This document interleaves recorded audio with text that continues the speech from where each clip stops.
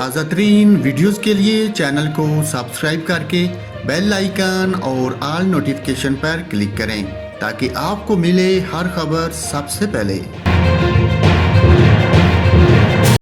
और नाजरीन, कराची में थंडर सेल्स बनना शुरू हो गए हैं। महकमा मौसमियात ने बताया है कि मुल्क के मुख्तलिफ इलाकों में थंडर सेल्स बन रहे हैं। सिंध के सबसे बड़े शहर कराची में थंडर सेल्स बनने से कराची के बाद इलाकों में बारिश शुरू हो गई है।